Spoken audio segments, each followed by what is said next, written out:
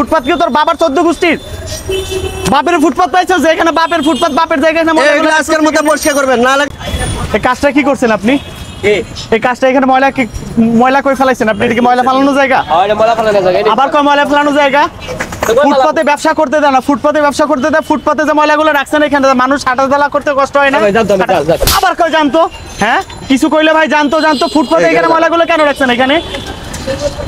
দেশটা তো আমার, দেশটা আমার দেশ, আমারই তো সবকিছু করতে হবে। আপনাদেরকে এই ফুটপাতে ব্যবসা করবে দেওয়াটা কি অন্যায় হয়ে গেছে? আপনি এক ফুটপাতে ব্যবসা করতেছেন, আরেকদিকে ফুটপাত বন্ধ করে আপনি এই ময়লাগুলো ফালাইছেন। মানুষের করে দেয় যে ব্যবসা করা হবে না ফুটপাতে, তখন সরকারের দোষ দেন যে আমরা কি করে খাবো, আমরা কি চুরি করে খাবো, বউ বাচ্চা নিয়ে কি করে খাবো? তা আপনাদেরকে ব্যবসা করতে দিলেও দোষ, না করতে দিলেও দোষ।